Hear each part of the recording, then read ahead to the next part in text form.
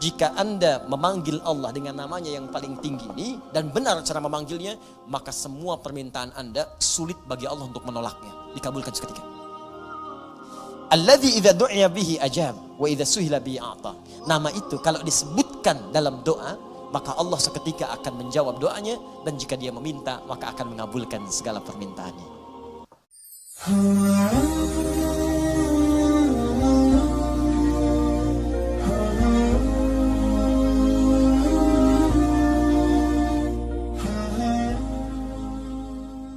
Jadi kalau ada perempuan atau istri Anda mengandung, ya, atau ibu akhwat di bawah, ada misalnya berharap anaknya sedang mengandung atau ada lahir cucu, maka boleh di situ berdoa dari sejak awal.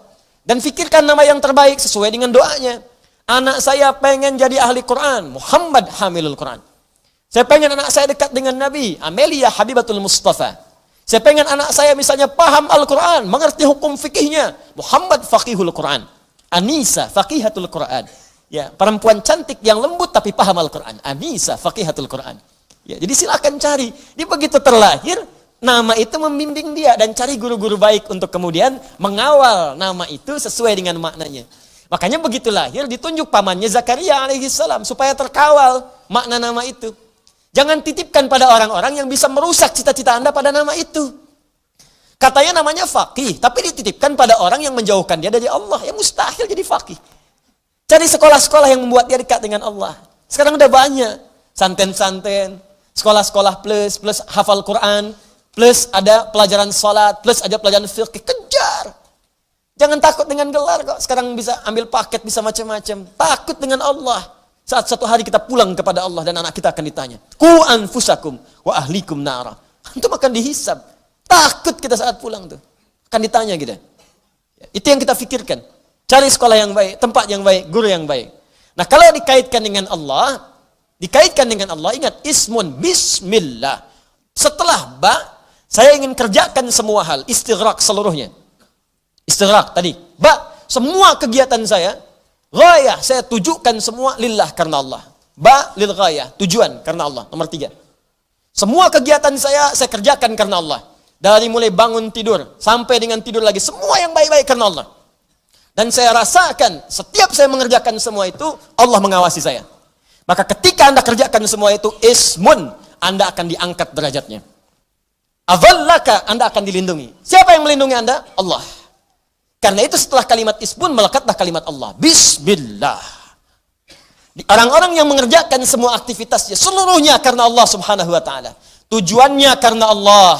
Makannya karena Allah. Minumnya karena Allah. Bekerjanya karena Allah. Orang yang makannya karena Allah tidak akan menyentuh makanan yang diharamkan oleh Allah. Maka makanan itu akan berubah menjadi energi untuk mengerjakan ibadah. Salatnya semangat, baca Qur'annya semangat, bekerjanya semangat. Orang yang mencari nafkah karena Allah, maka dia tidak akan mencari nafkahnya yang dimurkai dan tidak disenangi oleh Allah Subhanahu wa taala. Maka dengan semua hal itu, Allah akan angkat derajatnya, akan melindungi dia dari segala hal yang tidak disukai oleh Allah Subhanahu wa taala. Maka walaupun kelihatan sedikit, karena diangkat derajatnya oleh Allah, harta itu kalau naik derajat, maka derajat disebut dengan berkah namanya. Ya, kelihatannya sedikit, cuman karena diangkat nilainya oleh Allah, maka jadilah berkah. Dapatnya 100.000, cuma sebulan gak habis-habis. Bayang gak? Saya juga gak kebayang gitu. Kok bisa? Tapi yang memang ketentuan Allah itu tidak harus dibayangkan. Diikhtiarkan, setelah dapat, disyukuri. Ada orang cuma 100.000 sebulan, tapi berkah. Begitu mau makan, tetangga ngantar makanan. Musim buah, datang dari lain, datang, Pak, ada mangga. Masya Allah. Musim ikan, tukang ikan datang, Pak, ikan nih. Sebulan, kepake cuma 20.000, 30.000, 40.000, masih bisa nabung. Bahkan ditabung untuk kurban setahun ke depan. Allahu Akbar. Itulah keberkahan. Jadi kalau Allah sudah angkat sesuatu, apalagi mengangkat kemuliaan seseorang, maka sudah tidak akan ada tersisa keburukan dalam pandangan manusia dalam kehidupannya. Maka begitulah caranya. Kerjakan semua karena Allah, maka Allah akan mengangkat Anda dalam kehidupan. Kalau seseorang sudah diangkat oleh Allah, ismun ma'alaka, sifat Allah jalla wa'ala, ala tinggi, diangkat oleh Allah. Ketika Anda diangkat oleh Allah, wa adhallaka, maka Anda dilindungi oleh Allah dari segala perbuatan yang diharamkan oleh Allah Subhanahu wa taala. Maka kalau sudah diangkat, apa yang diberikan? Rahman dan Rahim. Rahman, semua kemuliaan yang mungkin diraih di dunia. Allah turunkan sifat bernama Rahman. Rahman. Sehat di dunia. Sifat Allah Rahman diberikan pada kita. Rizki dilapangkan, Rahman. Tenang diberikan, Rahman. Di rumah tangga dapat sakinah, Alhamdulillah. Rumah tangga dapat mawaddah, Alhamdulillah. Rumah tangga dapat rahmah, Alhamdulillah. Sakinah, mawaddah, rahmah disingkat jadi samara. Siapa yang punya samara? Allah. Makanya kalimat nikah dibuka dengan pendekatan kepada Allah. Wa min ayatihi. Di antara tanda-tanda yang dimiliki oleh Allah. Yang mendekatkan Anda dengan Allah. An khalaqalakum min anfusikum azwaja. Sebelum nikah, dekati dulu Allahnya. Tujuan nikah untuk mendekat kepada Allah. Kalau sudah dapat itu, wa ja'ala bainakum mawaddatan wa rahmah. Sebelumnya, litaskunu ilaiha. Taskunu sakinah. Mawaddah dapat, sakinah dapat. Anda pengen samara tapi jauh dari Allah. Bagaimana bisa mendapatinya?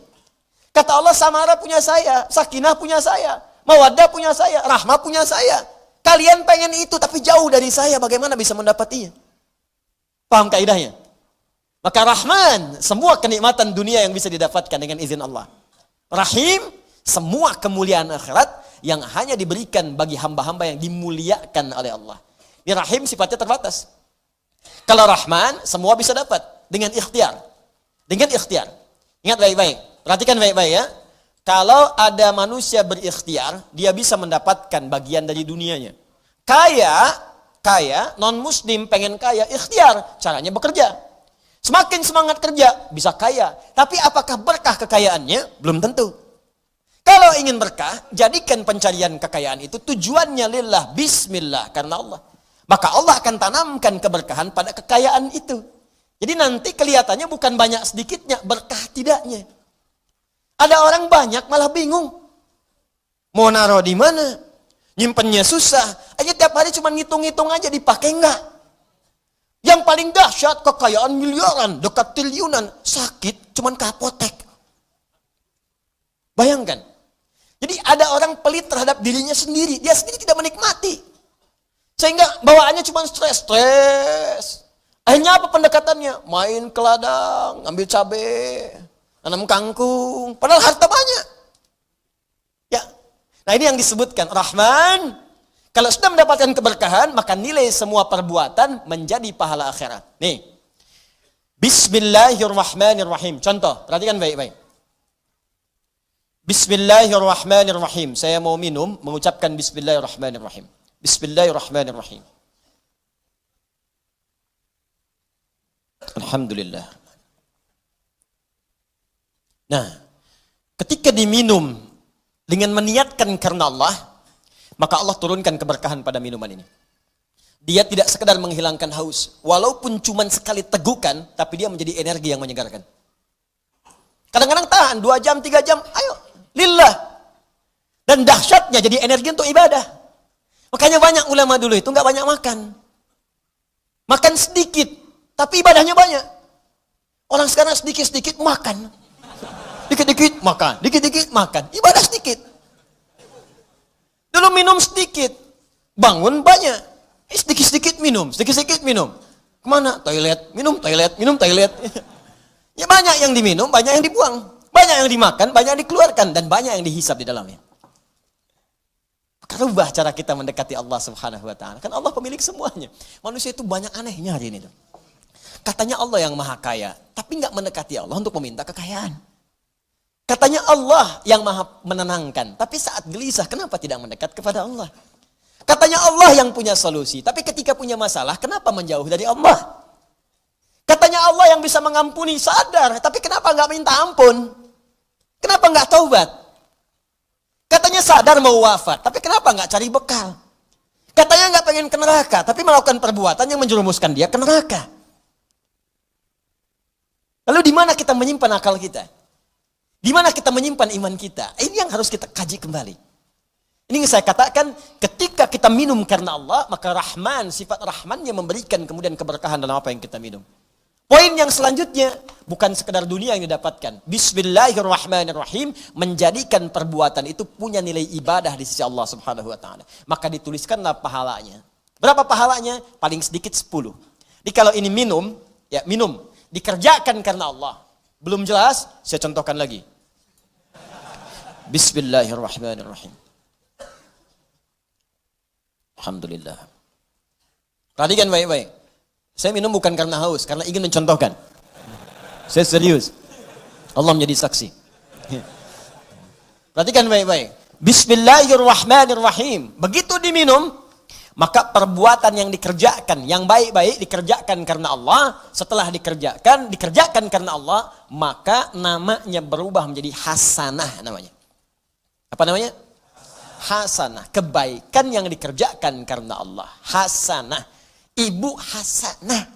Ibu yang mengerjakan segalanya karena Allah. Pak Hasan, bapak yang beraktivitas karena Allah. Sifatnya disebut ihsan. An ta'budallaha ka'annaka tarah, fa illam takun tarahu fa innahu yarak. Engkau mengerjakan segala hal sebagai ibadah karena Allah. Walaupun tak mampu melihatnya, rasakan engkau dilihat oleh Allah. Masjid ini namanya Al-Ihsan, untuk melatih Anda supaya lebih dekat dengan Allah.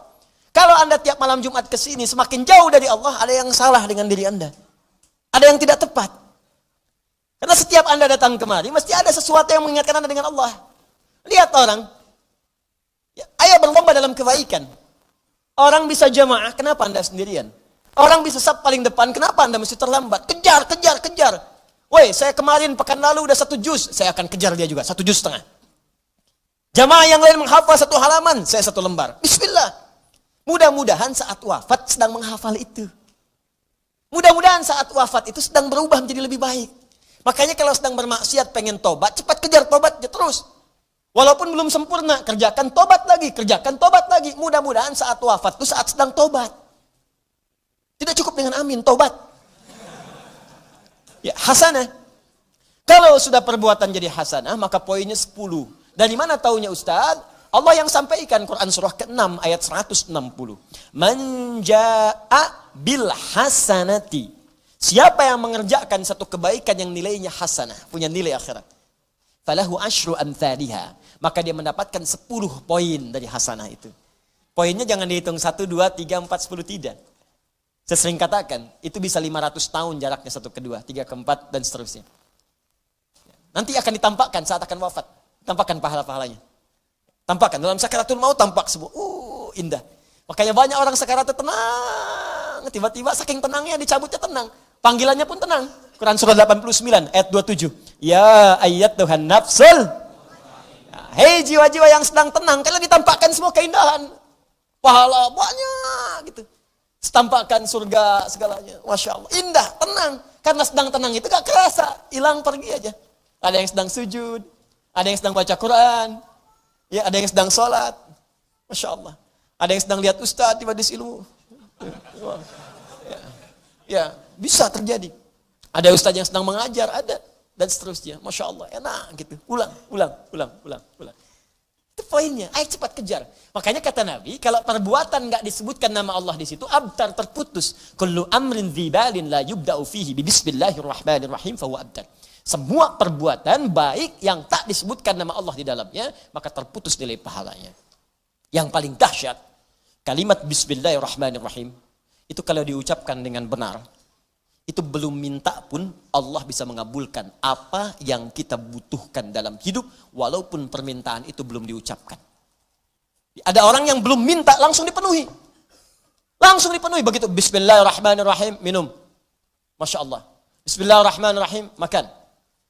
Al-Imam Malik, Al-Imam Syafi'i, satu kali kemudian berdiskusi tentang apa? Ini guru dengan murid, tentang rizki dari Allah Subhanahu wa taala. Kata Imam Malik, ada jenis rizki yang tidak perlu diikhtiarkan dengan ikhtiar manusia. Dekati pemilik rizkinya maka akan diturunkan. Kata Imam Syafi'i, ya guru harus ikhtiar dulu baru diturunkan. Dalilnya wa fis sama'i rizqukum wa ma tu'adun. Di langit ada rizki yang telah ditetapkan akan diturunkan. Bagaimana cara menurunkannya? Quran surah kedua ayat ke-168. Ya ayuhan nasu kulu mimma fil ardi jami'. Hei manusia, kulu mimma fil ardi halalan thayyiba.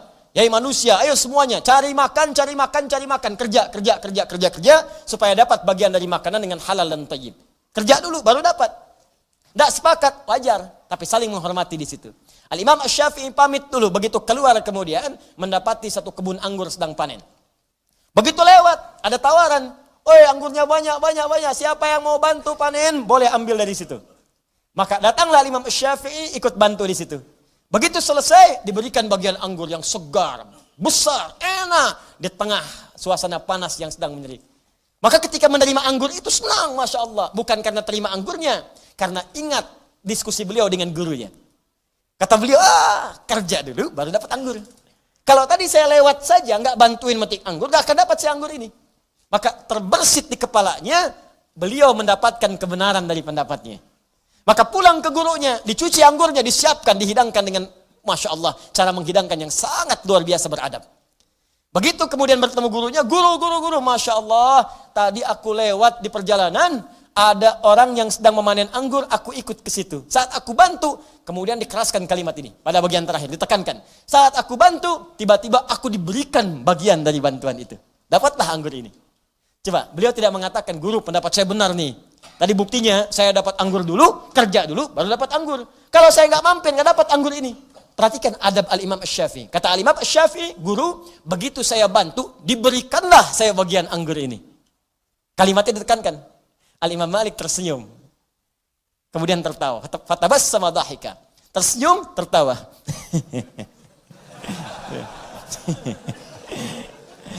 Asy-Syafi'i Muhammad bin Idris.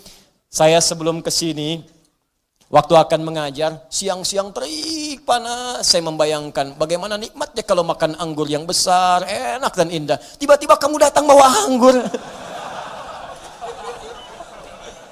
Bayang?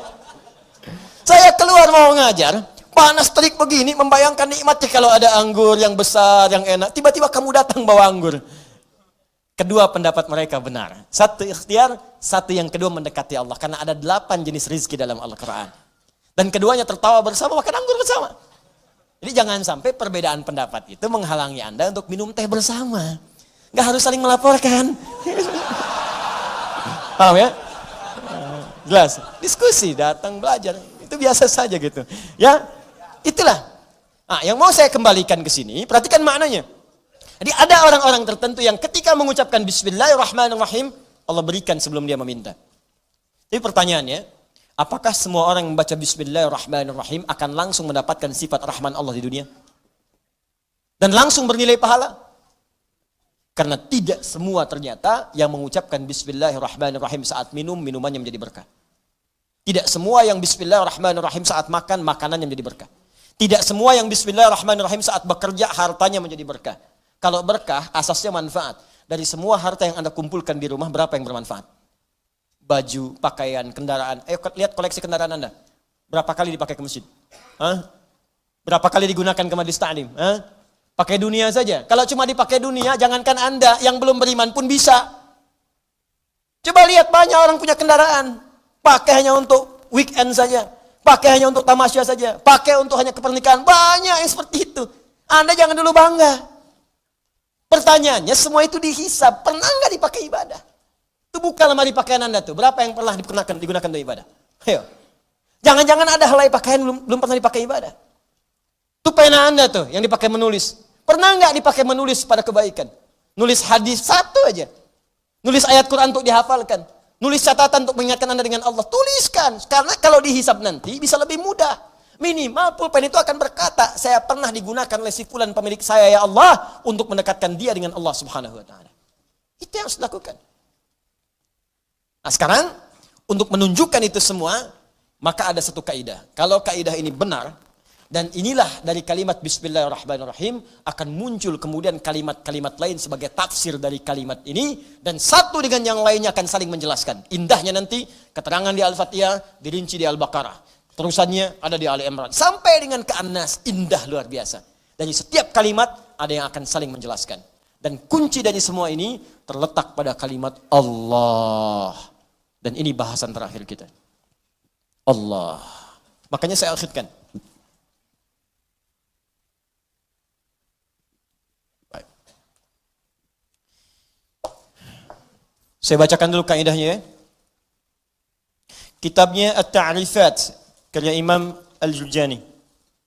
Ya. Nanti saya bawakan lagi beberapa kitab yang lain. Ini kadang-kadang kitab itu saya hafalkan, cuma kadang-kadang ada sebagian kawan-kawan yang mungkin belum mendapati referensinya, jadi menilai bahwa ini nggak ada nih, pendapat ini nggak ada, dari mana gitu kan? Nah, maka beberapa taklim mungkin saya akan bawa kitab-kitab itu supaya bisa untuk sharing di situ. Kalau ada yang kurang tepat silahkan diluruskan, tidak ada masalah. Saya sih enak saja. Kalau benar salah ya kita katakan itu keliru ya.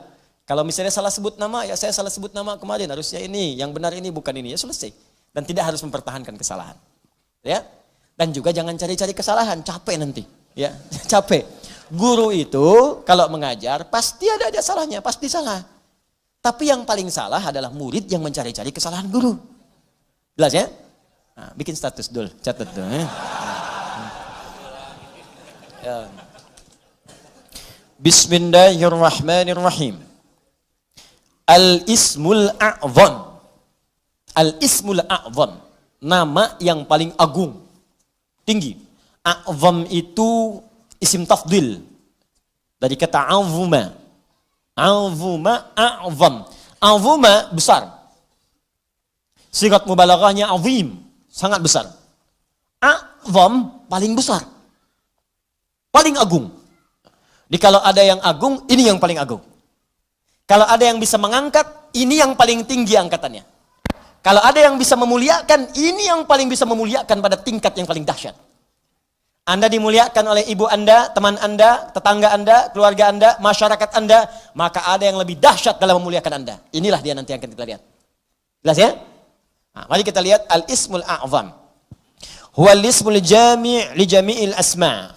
Huwal ismul jami' li jami'il asma'. Al-ismul a'zam ini adalah nama yang mencakup seluruh nama-nama kemuliaan. Nama-nama kebaikan. Jadi kalau ada semua nama baik, puncaknya nama ini. Puncaknya nama yang ini. Ya. Apa nama yang dimaksudkan? Yuk kita lihat. Qila, dikatakan nama al-ismul a'zam itu tidak ada yang lain. Wallah, yaitu Allah. Allah. Ini. Nama Allah itu disebut dengan nama al-ismul a'zam. Ini sepakat orang Arab langsung nyebut a'zam. Nama yang paling tinggi, nama yang paling agung, nama yang paling dahsyat. Al-ismul jami' li jawami' sifatil mahmudah li jami'il asma'. Nama terbaik, teragung yang mencakup semua nama kebaikan yang pernah ada. Makanya ketika Allah memperkenalkan nama ini, Allah menyebutkan bahwa nama Allah ini memiliki semua sifat-sifat nama-nama kebaikan. Baik namanya ataupun sifatnya. Itu kita temukan di Quran surah ke-7 Al-A'raf ayat 180. Quran surah ke-7 ayat 180. Di halaman 174, posisi paling kiri baris yang keempat, sebelah atas. Walillahil asma'ul husna fad'uuhu biha. Walillahil asma'ul husna. Walillah hanya milik Allah. Walillah hanya milik Allah. Al-asma'ul husna, semua nama-nama yang baik-baik. Di semua nama-nama baik itu terkumpul semua punya Allah. Makanya ketika disebutkan nama Allah itu mencakup semua nama-nama yang baiknya. Di Anda ketika menyebut nama Allah, ya Allah, Allahumma, ya Allah, itu sudah mencakup semua nama-nama yang terbaik yang melekat pada Allah Subhanahu wa taala dan sifatnya. Makanya kalau Anda mau memanggil kepada Allah, kata Allah silakan sebut nama Allah secara singkat. Di mana ditemukannya? Boleh Quran surah ke-17 misalnya, ayat ke-110. Ya, Quran surah ke-17 ayat 110. Ya. Halaman 293. Posisi paling kanan di baris yang ke-6. Qulid Allah awid ar-Rahman ayyamma tad'u falahul asmaul husna. Qulid Allah, kalau Anda sedang punya masalah, sedang punya persoalan, sedang punya kebutuhan, qulid Allah, panggil Allah, sebut. minta. Qul Allah, ya Allah, ya Allah, ya Allah, berdoa minta. Atau sebut Ar-Rahman, ya Allah ya Rahman, ya Allah ya Rahman. Atau kalau ingin spesifik, silahkan panggil nama-nama yang Allah miliki sesuai dengan kadar kebutuhan Anda. Semua namanya baik. Misal, Anda butuh rizki, sebut namanya ya Razzaq.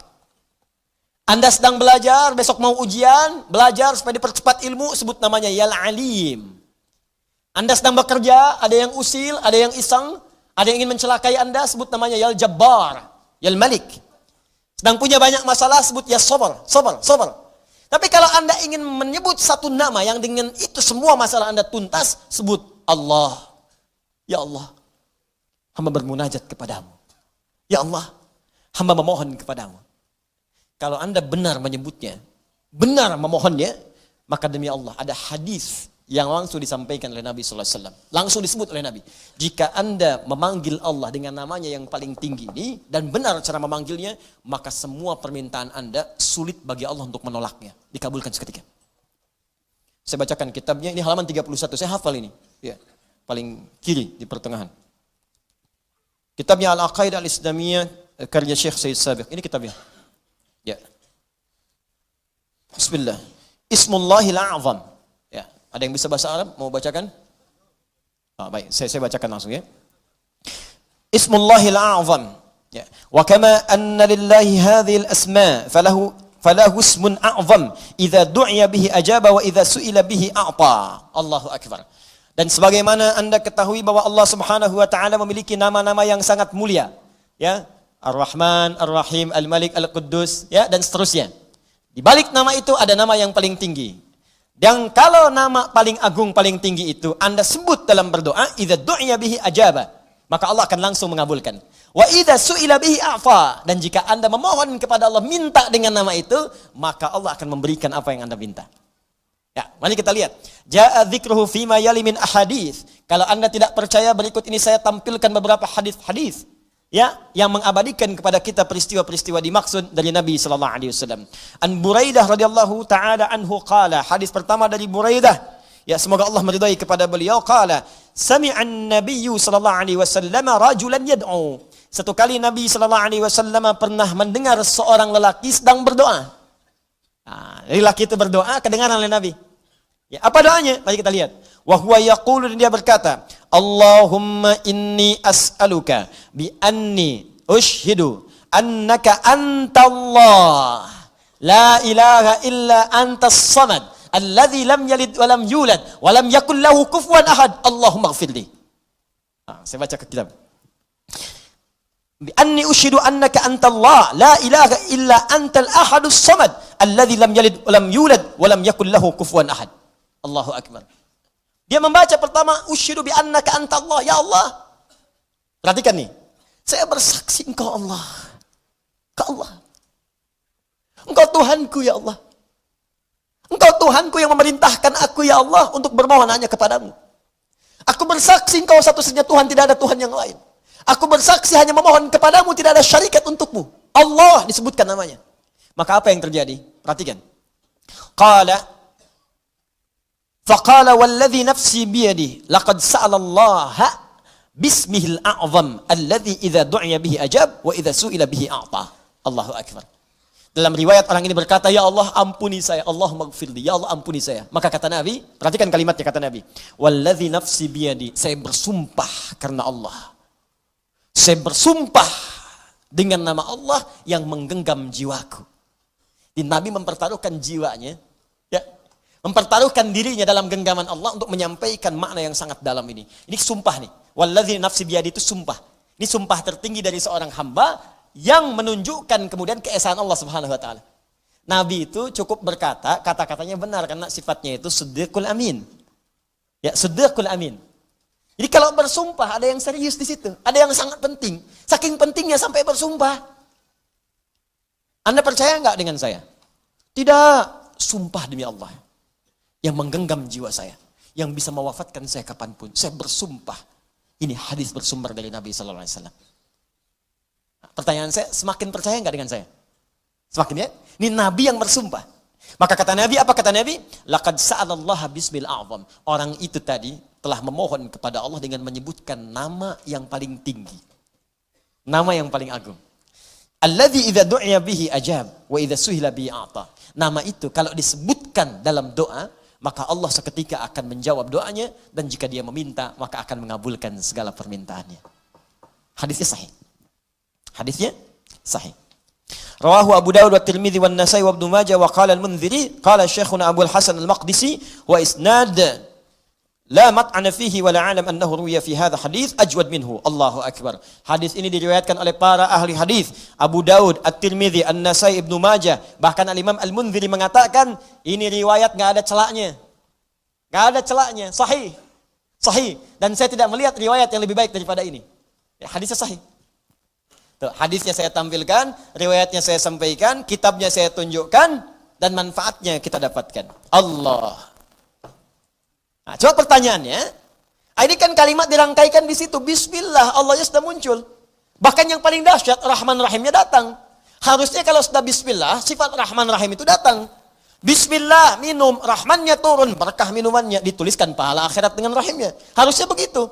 Bismillah, sembuh, ada keberkahan dalam kesembuhan. Sembuh penyakitnya, dituliskan pahalanya. Istighfar di situ saat sakit ada pahala, segala ada pahala, sembuh. Ada keberkahan dalam sembuhnya. Kalau orang sakit kemudian sembuh dan sembuhnya ada berkahnya, maka saat sembuh itu semua hasil dari sakitnya akan mengantarkan dia pada ibadah. Dosa diampuni, begitu sembuh ibadah dia meningkat. Jadi kalau Anda pernah sakit, Anda istighfar, Anda berdoa terus sembuh. Nah saat sembuh itu justru semakin jauh dari Allah. Itu artinya ada yang enggak berkah dalam doa itu. Ada yang enggak berkah dalam obat itu. Ada yang enggak berkah dari orang-orang yang datang menjenguk Anda itu, ada yang enggak berkah. Kalau berkah itu makin rajin. Kenapa Anda sakit yang datang orang pengajian? Yang datang orang masjid? Jadi begitu Anda selesai sakitnya, datang jadi sembuh, kadang-kadang jadi asbab hidayah, rajinlah ke masjid nih. Rajin bangun malam, itu berkah di situ, itulah bismillah. Nah sekarang pertanyaannya, apakah setiap orang yang bismillahirrahmanirrahim akan mendapatkan itu semua? Belum tentu. Ada dua syarat. Saya ulangi, ada dua syarat untuk menyebutkan bismillahirrahmanirrahim, yang dengan kalimat itu, dengan dua syarat ini, kata Allahnya akan memberikan dampak seperti yang tadi disebutkan. Ya, dua syarat. Dua syarat ini melekat pada makna kalimat Allah. Dua.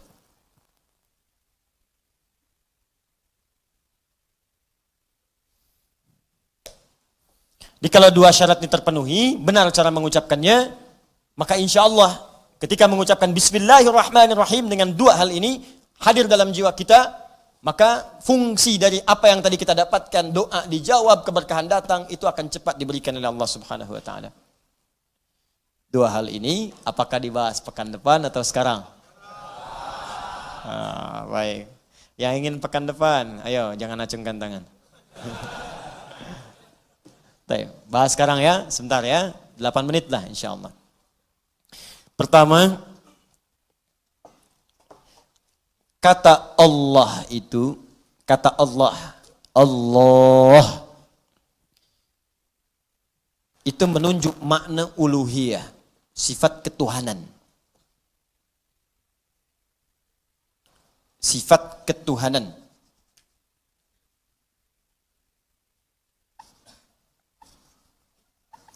Bukan sekedar menunjuk pada sifat ketuhanan, tapi dengan keyakinan hanya Allah saja yang Tuhan, yang lain bukan.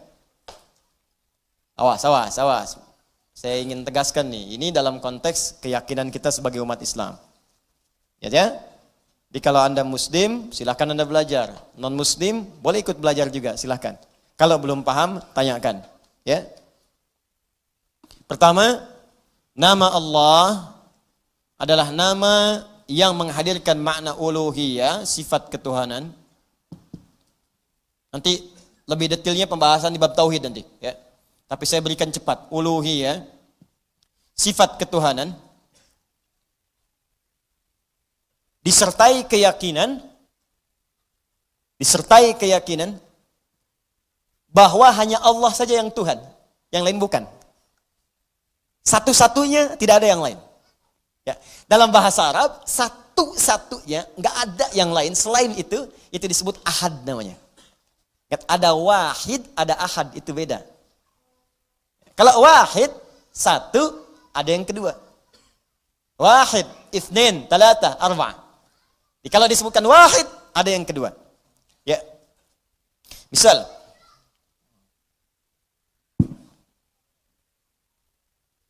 sudah? Muhammad Saiful Wahid. Muhammad Saif Al-Wahid. Saif, anak saya yang insya Allah jadi anak yang baik terpuji, anak yang pertama. Ya. Begitu muncul yang kedua, bisa kita katakan Muhammad misalnya Yusuf Thani. Yusuf, anak saya yang kedua, yang mudah-mudahan jadi baik juga. Jadi kalau disebutkan wahid, itu ada yang kedua. Paham ya? Makanya setiap ada kata wahid, ingin ditujukan kepada Allah, mesti didahului dengan kalimat ilah. Supaya menunjuk pada Allah yang itu saja, bukan yang lain. Makanya ketika menunjuk kata ilah, ya wahid, maka mesti ada ilah sebelumnya. Wa ilahukum ilahu wahid. Ya, maka kalimat wahid diikat dengan kalimat ilah. Tapi dia nggak bisa berdiri sendiri. Kalau ingin kita katakan satu aja yang ini, nggak ada yang lain. Pokoknya nggak ada dua, nggak ada tiga, nggak ada yang lain. Nggak ada setengah, pokoknya cuma ini. Maka kalimatnya ahad. Karena itulah ketika Allah memperkenalkan sifat ketuhanannya, disebut namanya Allah satu, nggak ada yang lain. Quran surah ke-112 turun. Qul huwallahu ahad. Quran surah ke-112. Qul, katakan Muhammad kalau mereka bertanya siapa Tuhanmu? Apa namanya? Karena ketika Nabi mengerjakan sesuatu, orang-orang Arab dulu bertanya, Muhammad siapa Tuhanmu? Setiap ditanya Rabb terus, Rabb. Qul a'udzu birabbil falaq. Qul a'udzu birabbin nas. Rabbana. Kalau kamu punya Rabb, kami pun punya Rabb. Karena Rabb itu sifat rububiyah. Ya, mereka berkata, kami punya Lata, Manat, Uzza. Maka turun surah ini mengatakan, turunkan namanya langsung. Nama yang tidak pernah melekat pada makhluk. Karena ingat, sifat Tuhan itu mesti beda dengan makhluk. Sifat Khalik mesti beda dengan makhluk. Perhatikan, ini dasar berpikir yang sangat mudah. Baik ya, lihat sini. Kalau kita menyebut Tuhan, Khalik sang pencipta, maka mesti beda, tidak sama dengan makhluk, dengan hamba. Harus beda. Jelas? Jadi gini, kalau makhluk ada yang kuat, berarti Tuhan mesti lebih kuat. Ya? Kalau makhluk dengan Tuhan sama-sama kuat, yang ngapain dipertuhankan? Yang paling dahsyat, paling kacau, paling sulit dipahami, kalau Tuhan lebih lemah daripada makhluk. Jelas ya? Maka semua sifat Tuhan mesti beda dengan makhluk. Karena itu ketika Allah turunkan nama, maka namanya pun beda dengan nama makhluk. Perhatikan baik-baik. Kata Allah, pertama dari segi namanya, namaku Allah, sifatnya ahad. Jadi dari sifat namanya saja, bukan cuma Tuhannya. Sifat namanya saja, nama Tuhan mesti beda dengan nama makhluk. Kata Allah, sifat namaku ahad. Satu-satunya. Mari kita lihat. Bismillah. Allahu Akbar. Ini materi sangat penting. Saking pentingnya saya tulis sendiri, saya hapus sendiri, saya terangin sendiri. Masya Allah, jamaah cuma melihat, menyaksikan, nulis, masuk surga. Masya Allah. Alhamdulillah. Allahu Akbar. Walillahilhamd. Allah. Kelihatan? Belum, Bu. Ya. Tulis dulu. Nah, ini Bu ya. Masya Allah. Lihat sini. Lihat. Baca. Allah. Perhatikan baik-baik. Sifat ini, saking nama ini lekat dengan sifat ketuhanan. Ya. Makanya nggak ada yang pernah makhluk menyebut dirinya Allah. Ya. Pernah ada orang di muka bumi ngasih nama anaknya Allah? Nggak ada. Kalau bahasa lain silakan. Anaknya disebut Tuhan. Ada di KTP Indonesia, pernah ada ditemukan Tuhan. Ada namanya. Cuma di Indonesia tuh. Masya Allah. Tapi nggak pernah ada Allah, nggak ada. Karena fitrah manusia nggak bisa menghadirkan itu. Nggak bisa. Berat. Karena ada fitrah dalam diri kita. Nggak bisa. Ini nama khusus bagi nama ketuhanan. Kata Allah dari sifat namanya aja nih. Karena lekat dengan nama Tuhan. Sifatnya ahad. Ahad itu satu-satunya. Yang nggak ada duanya. Yang kalaupun dihilangkan setiap hurufnya akan menunjuk pada makna itu juga. Saking ahadnya, kalau kita hilangkan setiap hurufnya, nunjuknya ke situ juga. Yuk kita lihat. Hapus satu nih. Alifnya hapus, hamzah wasalnya. Baca. Lillahi ma fis samawati wa ma fil ard. Lillah, hanya milik Allah. Ke Allah lagi. Hapus satu lagi. Lamnya satu hapus, maka tasdidnya hilang. Baca. Lahu mulkus samawati wal ard. Lahu, punya Allah juga. Lihat maknanya, kembali ke satu lagi. Lahu mulkus samawati wal ard. Hapus lagi lamnya. Hapus, tuh. Hapus. Tinggal apa? Hu. Hu itu singkatan dari huwa. Singkatan dari huwa. Hu disingkat huwa. Kalau Anda wakaf membaca kalimat bahkan dalam bahasa Arab, apalagi Al-Quran, berhenti pada kalimat huwa, maka huwa-nya nggak bunyi. Bacanya hu. Huwa-nya nggak bunyi. Contoh apa Ustaz? Quran surah kedua Al-Baqarah ayat 255. Ayat kursi. Allahu la ilaha illa huwal hayyul qayyum. Berhenti di huwa. Allahu la ilaha illa hu. A-nya nggak bunyi. Kalau bunyi, salah bacaan Anda. Walaupun tipis bunyinya. Allahu la ilaha illahu. Salah. Gak bisa. Pasti mati. Hu. Ketika disebut hu, maka kembali ke Allah. Hu. Ditanya, apa itu hu itu? Ke huwa ke sini.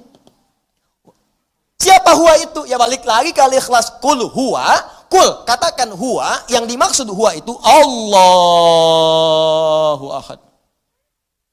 Ustadz, boleh nggak dihapus semuanya? Boleh, hapus. Siapa takut hapus?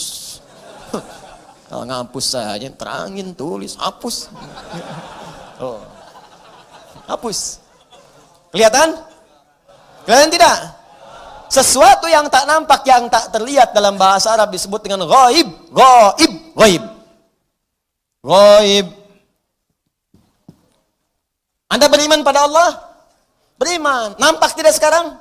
Tidak. Tapi terasa semuanya, kekuasaannya, dahsyatnya disebut ghaib. Makanya ketika turun Al-Baqarah ayat ketiga, alladzina yu'minuna bil ghaib. Siapa ghaib di situ? Allah. Balik lagi. Aduh.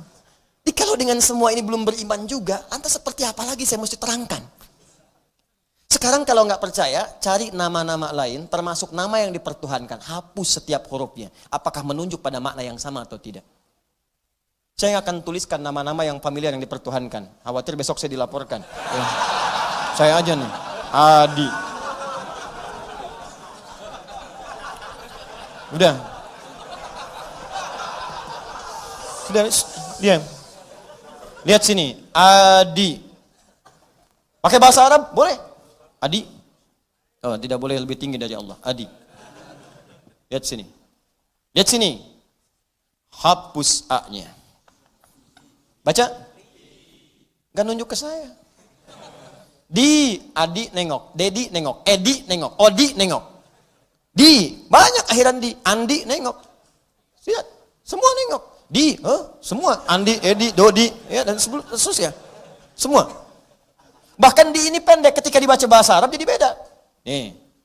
Di, jadi panjang. Ya. Coba, sekarang hapuskan D-nya. Jadi apa? I. Ya kan? Siapa itu? Abdulir. Paham ya? Coba lihat. Antum tes deh, nama apa aja jadikan kayak tadi. Demi Allah saya katakan. Nggak akan bisa. Karena Allah sendiri yang nyampaikan. Ini nama khusus buat saya, kata Allah. Beda dengan makhluk. Karena saya khalik, mesti beda dengan makhluk. Allah menyebut dirinya khalik. Quran surah ke-15 ayat 28. Wa idh qala rabbuka lil malaikati inni khaliq. Ketika Rabb berfirman pada seluruh malaikat, saya adalah khalik. Maka khalik mesti beda dengan makhluk. Namanya pun lain. Setiap dihilangkan semua satu hurufnya, maka akan menunjuk kepadanya. Makhluk tidak. Dihilangkan satu hurufnya, maka akan nampak cacat dalam maknanya. Paham?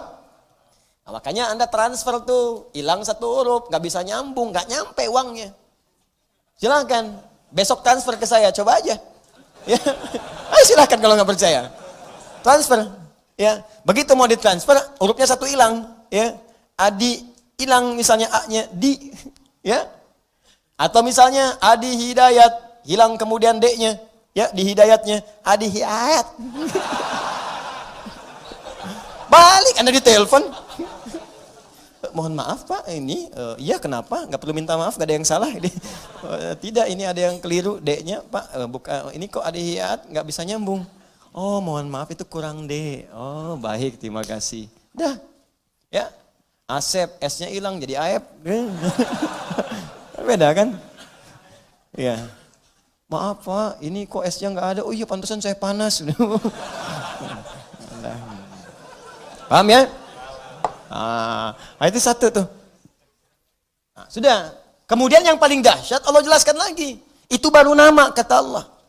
Kalau mau pakai logika lebih dalam, saya Tuhan kata Allah. Kalian mesti yakin. Kalau pada nama aja belum yakin, Allah kasih lagi logika yang lain. Saya tunjukkan lagi kata Allah. Tuhan itu kata Allah mesti satu. Sebab kalau Tuhan banyak akan jadi masalah. Turunlah Quran surah ke-21 ayat 22.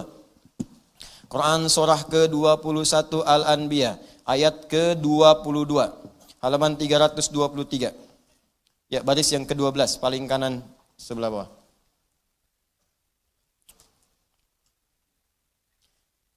Lau kana fihima alihatun illallahu lafasadata. Lau kana fihima alihatun. Kalaulah di langit dan di bumi itu terdapat banyak Tuhan, illallahu selain Allah yang satu. Kata Allah Tuhan itu harus satu. Kalau banyak nanti mengelola langit dan bumi, ngatur langit dan bumi, la fasadata, pasti hancur, rusak tuh langit dan bumi. Karena Tuhannya banyak. Kenapa? Sederhana. Jangankan Tuhan, makhluk aja kalau banyak, maka pikirannya akan banyak. Seleranya bukan satu, keinginannya beragam. Antum aja kan mau ke sini, baru datang ke sini kan udah diskusi tuh. Lantai 1, enggak, lantai 2. Padahal bareng-bareng datangnya. Ya kan? Janganlah, lantai 2 banyak nyamuk, lalu 3 aja, kan nyamuknya capek naik ke atas. Macam-macam lah pokoknya.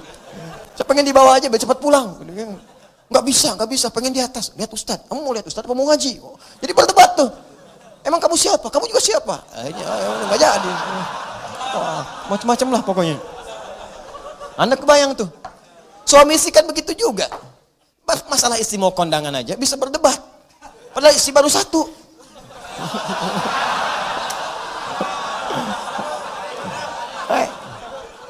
Ya kan? Istri mau kondangan kan biasa nanya. Kan datang bawa baju. Ya kan? 1 baju hijau, 2 baju biru. Datang, papa. Ya kan? Ya ma. Ntar dulu ya. Yang bagus yang mana Pak? Hijau atau biru? Kata papa ya udah mah, hijau aja. Ih kayaknya biru deh. Tuh gitu tuh. Dia nanya tapi udah punya pilihan. Tuh. Masih mending kalau dipakai, begitu keluar kuning. Oh. Nah gitu. Tapi itu biasa. Aduh belum tahu.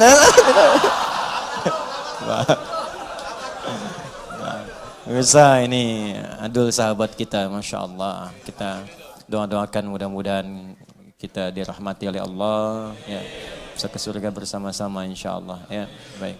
Dan Adul insya Allah bisa mendapat jodoh yang terbaik ya. Insya Allah. Minimal sebelum kiamat kurang 2 hari. Insya Allah, ya minimal. Dah. Nah, sekarang balik sini. Anda bayangkan urusan manusia saja dalam satu hal bisa beda, bisa diskusi, bisa debat. Debat bisa rame bisa berselisih. Betapa banyak perselisihan muncul karena perbedaan pikiran dan ide. Betapa banyak pertentangan muncul karena beda argumentasi. Yang dahsyatnya terjadi adalah kerusakan muncul. Sekarang pertikaian, perselisihan, pertarungan, pembunuhan, segala rupa ini kan karena beda pandangan asalnya. Karena beda argumentasi diantaranya. Sekarang kebayang kalau Tuhan yang beda pandangan terus Tuhannya ribut. Kitanya bagaimana? Perkara mau nurunkan hujan, Tuhannya 3 misalnya, atau 4 atau 5. Terus ribut Tuhannya. Yang satu bilang saya mau turunin hujan di Pekayun. Kata yang satu jangan dulu dah. Ya.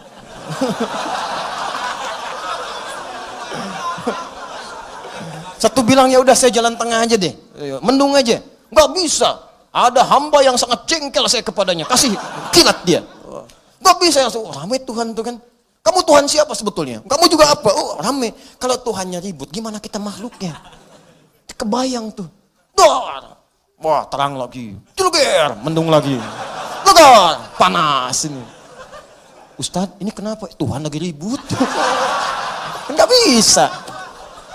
Ini tafsir. Tafsir. Enggak bisa dilaporkan. Enggak bisa. Terus enggak boleh tepuk tangan. Enggak boleh, enggak boleh. Ingat kita itu menjalin persatuan, ya, kebaikan. Kita berargumentasi, diskusi dan seterusnya. Tapi jangan sampai terpecah belah. Paham? Nah, gitu cara memahaminya. Nah, jadi ini itu logika dari Allah. Terakhir yang paling dahsyat, Tuhan itu mesti lebih kuat kata Allah. Makanya diturunkan kisah Nabi Ibrahim, kan? Diturunkan kisah-kisah yang lain, diturunkan ayat misalnya tentang bagaimana ini Tuhan aja nggak bisa nepuk lalat dalam dirinya. Bagaimana bisa dipertuhankan? Karena itu prinsipnya adalah secara logika Tuhan mesti beda dengan makhluk. Paham sampai sini? Nah, kalau sudah paham ya praktekkan, Joni. Gitu. Bukan cuma sekedar dipahami, praktekkan. Jadi begitu mengucap bismillah, maka hadirkan sifat penghambaan kita kepada Allah yang kita pertuhankan. Maka nggak akan pernah keluar di lisan kita semua agama sama. Menuju pada Tuhan yang sama. Cuman caranya beda-beda. Mustahil keluar kalimat itu. Menghormati keyakinan yang lain harus. Dan jangan paksa orang untuk membenarkan apa yang kita yakini. Terangkan boleh. Dakwahi iya, maksa jangan. Maksa dosa. Tulis maksa dosa. Selesai. Ya, paham di sini? Karena itu tidak harus mencela, jangan kemudian menghina, jangan menjelek-jelekan dan sebagainya. Cukup sudah, terangkan dengan baik, selesai, yakini, beres. Tegas sampai sini? Tapi poin terbesarnya adalah kita mesti yakin. Jangan sampai keyakinan itu memudar. Ini aneh, katanya yakin Allah Tuhan, tapi membenarkan juga keyakinan orang lain. Itu keberagamaannya dipertanyakan. Kalau keyakinan itu wajar, yang lain pun meyakini Tuhan dia benar, itu wajar. Karena konsep teologi itu begitu. Tapi kita sebagai mukmin, iman kita itu yang mesti kita perkuat dengan keterangan tadi. Jelas ya? Maka sudah nggak ada zero tolerance dalam hal ini. Toleransi terbaik dalam akidah itu zero tolerance. Ya, toleransi terbaik dalam akidah zero tolerance. Zero tolerance dalam hal ini adalah menghormati keyakinan orang lain dan kita meyakini bahwa Tuhan kita itu yang paling benar tanpa harus memaksakan kepada orang lain. Paham? Itu indah. Satu. Syarat pertama, kalau Anda berdoa, keyakinan itu kurang, pantas. Ya Anda aja kepada Allahnya begitu. Anda ke saya nggak yakin, bagaimana saya bisa memberikan yang terbaik untuk Anda? Anda mau melamar anak orang, tapi kalimat Anda tidak meyakinkan, ya bagaimana bisa diterima? Dulu. Pak, maksud kedatangan kami kemari, kami melihat bahwa ada aura kebaikan pada putri Bapak. Walaupun memang tidak tinggi-tinggi amat seperti aura-aura perempuan yang lain. Ya. Dan kami melihat ada peluang untuk bisa mendapati cinta putri Bapak. Walaupun sebetulnya banyak juga dari putri yang lain bisa saya cintai. Ya itu mah nggak akan diterima tuh. Ya sekarang Anda menyembah Allah. Anda meminta kepada Allah, tapi di hati Anda membenarkan ada keyakinan selain Allah yang bagaimana kemudian Allah bisa menjawab doa Anda. Jelas ya?